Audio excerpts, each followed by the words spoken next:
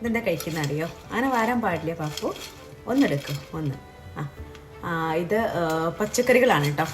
Carrot ഉണ്ട്, അതുപോലെ കൂർജത്തിൻ്റെ അവിടെ കിട്ടുന്നൊരു പച്ചക്കറിയാണേ. അതുപോലെ കിഴങ്ങിൻ്റെ പോലത്തെ ചേനയുടെ പോലെ ഉണ്ടാവും. കട്ട് ചെയ്ത് നോക്കി അവിയലിനൊക്കെ ചേന കട്ട് ചെയ്ത പോലെ അല്ലേ. ഇത് ഫ്രൈഡ് അല്ല, ഡീഹൈഡ്രേറ്റ് ചെയ്തിട്ടുള്ളത്. അതായത് ഇതിൻ്റെ ഈർപ്പമില്ലേ, അതിൻ്റെ ഈർപ്പം ഒന്ന് താഴെ പോയി. ഈർപ്പം ഫുള്ള് കളഞ്ഞിട്ട് ഡ്രൈ ആക്കിയിട്ടുള്ളതാണ് സംഭവം. ഇവിടെ സെഷേ പറയുമ്പോൾ അത് ഡ്രൈ ആക്കിയിട്ടുള്ള സാധനമാണ്, എല്ലാ പച്ചക്കറികളും മിക്സ് ചെയ്തിട്ട്. അപ്പോൾ ഈ ടോപ്പിക്ക് ഇപ്പം ഇതല്ല. അങ്ങനെ ഇതുപോലെ അയ്യോ ഒന്ന് വെച്ചോ. ഇങ്ങനെ ഫുഡ് കഴിക്കാത്ത, അതായത് ലഞ്ച് ഡിന്നർ കാര്യമായിട്ട് കഴിക്കാത്ത കുട്ടികളാണെങ്കിൽ നിങ്ങൾക്കൊരു സീക്രട്ട് ഇൻഗ്രീഡിയൻറ്റ് പറഞ്ഞുതരാം കേട്ടോ. ഈ സീക്രട്ട് ഇൻഗ്രീഡിയൻറ്റ് ആഡ് ചെയ്തിട്ടുണ്ടെങ്കിൽ ഒരുവിധം കുട്ടികളൊക്കെ കഴിക്കും കേട്ടോ. അതായത് നല്ല ഫ്ലേവർ ഉണ്ടായിരിക്കും. എൻ്റെ മൈക്കെല്ലാം കൂടി പിടിച്ച് തിന്നെന്ന് തോന്നുന്നുണ്ട്. നല്ല ഫ്ലേവർ ഉണ്ടായിരിക്കും. ആ ഒരു സീക്രട്ട് ഇൻഗ്രീഡിയൻ്റ് ആണ് ഇത്, തൈമ.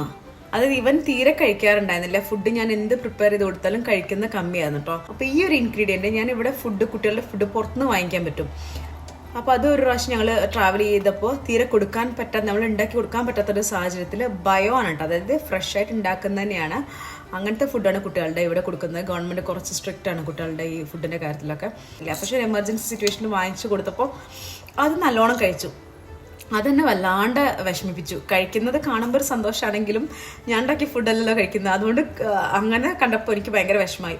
അപ്പോൾ അതിൽ ഇൻഗ്രീഡിയൻറ്റ് ഇവർ മെൻഷൻ ചെയ്തിട്ടുണ്ടായിരുന്നു തൈമ്. അപ്പോൾ ഞാൻ എന്ത് ചെയ്തു, ഈ തൈമ് വാങ്ങിച്ചു ഞാൻ ഉണ്ടാക്കുന്ന ഫുഡിൽ കുറച്ച് ആഡ് ചെയ്തു. അപ്പോൾ കഴിക്കുന്നുണ്ട്. ഇതാണ് കേട്ടോ അവൻ്റെ ഇന്നത്തെ ലഞ്ച്. ഒരു പിഞ്ചിട്ടാൽ മതി കേട്ടോ തൈമ്. ഇനി അടുത്തിട്ടുള്ള കൂർജത്തും പിന്നെ ക്യാരറ്റും ചിക്കനും ഉണ്ട്, കുറച്ച് ഉള്ളി, ഫ്ലേവറിന് ഉള്ളിയുണ്ട്. ഇങ്ങനെ കുക്ക് ചെയ്തതിന് ശേഷം ഞാൻ ബ്ലെൻഡർ വെച്ച് ബ്ലെൻഡ് ചെയ്യാറുള്ളത്. ഇപ്പോൾ 1 year ആയില്ലേ, അപ്പോൾ ഞാൻ വല്ലാണ്ട് ഫൈനായിട്ട് മിക്സിൽ അടിക്കാറില്ല.